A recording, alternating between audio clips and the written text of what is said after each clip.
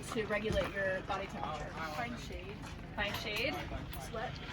Sweat. Or put water on your body. Wet your t-shirt. Wet your bandana. What else? Drink water, right? And what kind of fabrics, what kind of clothing do you want to wear to stay cool? Light colored. Light colored, things that are airy. You know, a lot of times we think that we want to wear like a tank top and shorts to stay cool. But if you look at like the Bedouins and Arabic and African tribes, they cover their whole bodies. They create a microclimate around their bodies.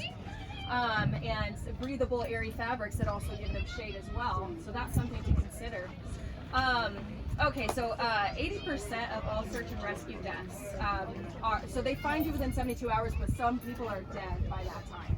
And 80% of the people who don't make it that 72 hours died from exposure, died from getting too hot or too cold. So those are some of the ways that we want to stay cool in a hot environment, and also prioritizing our activity for cooler hours of the day. Stay warm, you want to create insulation around yourself.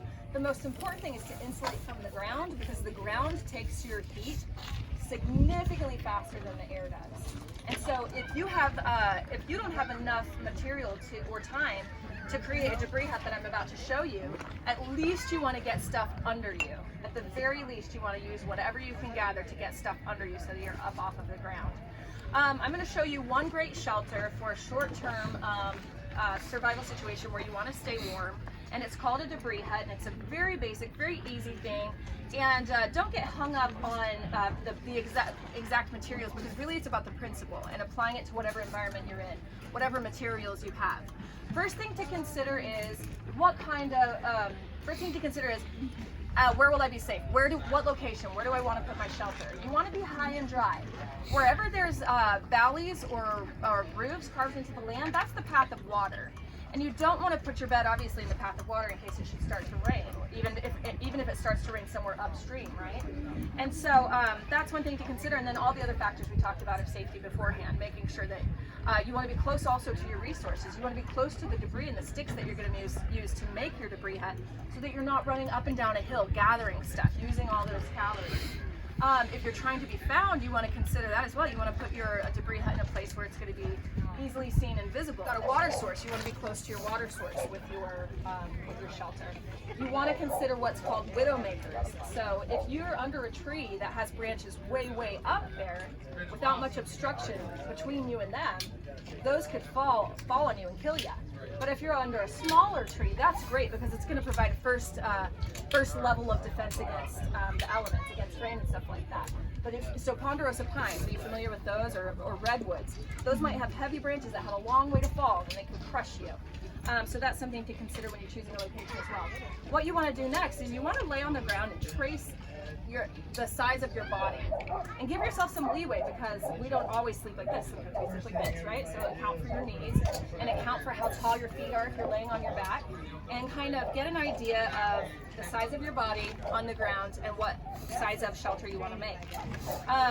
And then first you make your mattress. So before you even start the structure, you're making your mattress, and you want to get as far up off the ground as possible, because not only is that insulation, but if you make it high enough and have good enough materials, if it rains, that precipitation can actually just flow under you if you've got enough of it. So a mattress is extremely important. Is this for my mattress? Yeah. Okay, so we'll just pretend. There's not a lot of debris around here, and I confess that I didn't go out gathering like I wanted to, because I went to dance class instead. So you're looking for anything dry that will have a lot of air spaces between it. You don't really want green stuff, because that'll keep you cool. Unless it's all you have. And if it's all you've got, then Getting off the ground is key. But yeah, especially if you kind of tear this up, or any kind of dry debris, like it's kind of like a down jacket. There's a lot of little air pockets in there, and that's what's going to stop the heat from radiating too far from your body. You really just want to keep it in around you. So pretend we're making this for He-Man. Who even knows what that means? Okay. What would be the current equivalent to Ant-Man? I don't know. Should this be our He-Man? Ant-Man. Ant-Man. Okay, cool. Yes. Okay. Pretend we're making this for Ant-Man. So this is our what is that? That's our mattress? No, that's our dude. Oh, that's our dude. This is our dude. Look how cute. He has a pillow right there. So this is our ridge pole. They have to be super close together to hold up the debris. Debris is like dry grass, dry leaves, duff, which is that debris that collects under like coniferous trees and stuff, and you pull it up like a big armful and you lay it like bricks. You don't drop it because it'll fall through, but you start at the bottom and you lay it like bricks. And even with this kind of gap between it, it will stay on, and whatever falls through is just padding your mattress. Anything to be, yeah, like about here, because this is not a tent, this is a sleeping bag, right? You want it close to your body so that it can make a small microclimate, that you don't have to heat a ton of space. So it's low to the ground. You want it low to the And ground. the space between the ribs also pretty. The space between the ribs, I'd say, is like so. Yeah. So you want just enough space in here that you're not going to knock it down, but triangles are extremely structurally sound. Debris on. Almost never does it collapse. And so ribs also a Y, or they're just resting on it? yes, exactly. They're just resting on it. And it's important not to have them angled like that, but to have them straight up and down. Also, you don't want the ribs to go too far above the ridgepole because that will channel water in. So it can't stick out from the insulation. And you want to have, if you grab the ridgepole, you want, in a very cold environment, you want from here to here of debris. So that's, you know, again, one of the reasons we need to, Like, what's that? when you grab the ridge pole, you want how much of debris? So you want, if I'm holding onto the ridgepole, I want debris like up to here if I can. If you got it. oh, okay. So like the So- depth of debris off of the ridge pole. Exactly. So this is time intensive, which is another reason why we put shelter first. Because if you're, you know, if the sun's coming down, then you better start gathering your debris, right? So do you guys get the idea on this? And so this is just if I were to do on both sides this, and then to put the duff or the grass or the dried leaves or whatever on top of that, and really, really pad it. Again, it's creating a sleeping bag, not a tent. And then also, if you have a pile of debris that you can make a door out of. Otherwise, it's an unzipped sleeping bag, right? So have something that you can close off the entrance with. And again, you want this to be small, broken down fibers, not like a big, thick piece of bark. Because while that one might protect you from precipitation, it's not going to insulate you, right? And so if you don't have sticks, but you do have duff or debris, like I said, make a giant pile, get off the ground, and then cover yourself in it. This stuff is not comfortable, but you're not going to die. So, and the more, you know, if you can stay warm enough to get some sleep, your brain's going to be working better, you know. So sleep is really important. So other things about shelter and about debris hut, external heating sources as well. So if you can't build a shelter, or even if you want to combine that with an external heating source, one thing that you can do, who's ever seen the movie Jeremiah Johnson? Oh, man, you guys, come on. Put it on your list, okay? Robert Redford, guys. So he makes a coal bed, and what that is that you dig a hole the width and length of your body, and then you burn a fire in it, and you let that fire burn for a good while. You burn their fire long and hot, and then you've got this coal bed, and then you bury that over with like this much dirt. If you're burning, add a little more. And then that will radiate heat up to your body that you're going to sleep on this dirt. That will radiate heat through most of the night. And then if it starts to get cool, maybe you can remove some of the dirt. Don't get down to the coals, of course, but remove some of the dirt. Other external heating sources, you can heat rocks on a fire, and then they're little heaters. Make sure to not source them from a dry riverbed or creek bed. Because if there's any water in them, they can explode when they're in the fire. So if you've got something porous like volcanic rocks, that's going to be better. If you're not sure, just keep them in the fire while you're out doing other things around. So don't sit right by the fire while you're heating your rocks if they're not very porous, just in case. And another external heating source is your friend that you got lost with. That's an external heating source. Survival spooning is a real thing. And you have more fat here than you do here, right? And so don't be a jerk, rotate every now and then.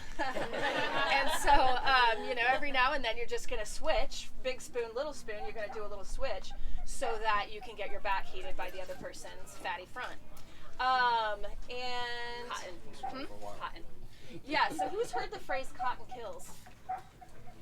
So this is because you're actually warmer naked than That's what I was with just wet. gonna ask about. Yeah. Is Yes. it true that like you should get naked? It if you're is, cuddling, depending like, on what in you're that wearing. situation? If you're wet. Yes. Yeah. If you're wearing wool, that will keep you warm even wet. So wool is great. Silks are great. Synthetics, that's some pretty good technology there. But if you're wearing cotton and you're wet, you're gonna die quicker and you're gonna be colder. So you'd want to take that clothes off, or just start with something better in the first place. But if you you're can. trying to find a hot shelter, If it's dry, and you got nothing else, yeah, keep that on. Wet cotton like wicks the heat away from your body. I think it's 20% faster or something.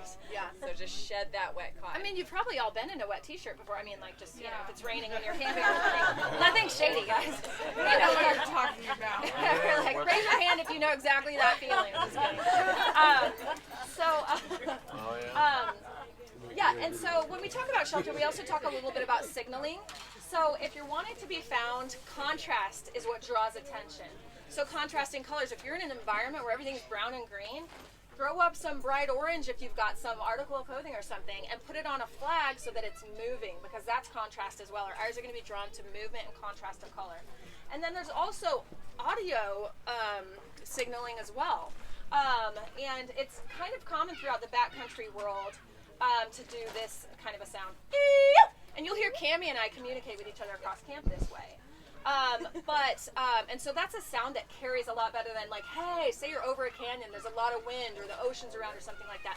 Hey, who's ever tried to do that? And there's no sound that carries. And so for, I don't know how to explain it technically, but that, you know, that carries, so we say a hoot goes further than a holler. And then threes are an international signal of distress. Most of you probably know that. So 3 of those hoots means 911, or 3 fires, or 3 X's, or whatever. And so that's something we do for signal. For the most part, predator animals, they're not that much more interested in us than we are in them, and they're not our biggest concern. We're going to freeze to death or overheat before the mountain lion's going to eat us. But they don't like how we smell. They don't like our noise, and certainly they don't like our fire. And so that's one of the great things about fire, and we'll talk about that as well.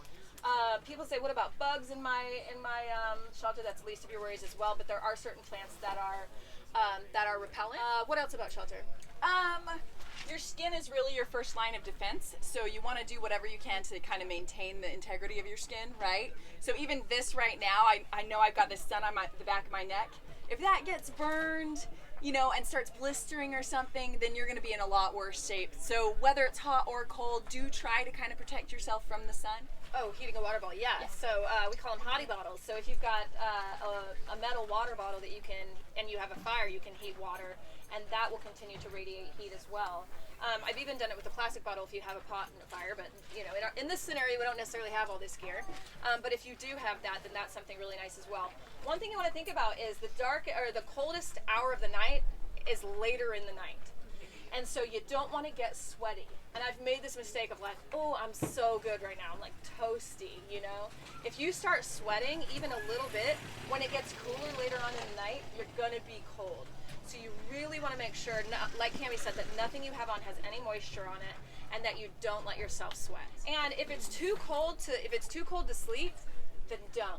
Be out and be active, right? Be using your body, because maybe it's too hot in the day to do work.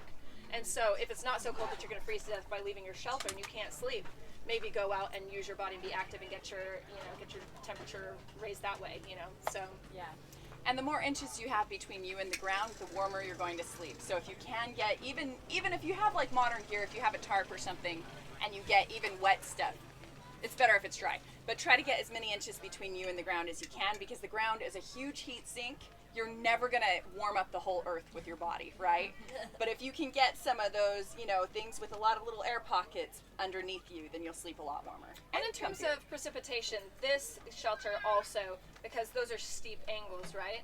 And so it's going to be shutting the water off before it can seep through if you've got an adequate amount of insulation on there, as well as it's going to block wind. And back to this, Debris had a couple things. A way to check if you've got enough insulation is get inside. Wherever you see light coming in, air is going to escape out from. And so anywhere where you see light coming in, you need to go back out and put some more insulation around the outside there.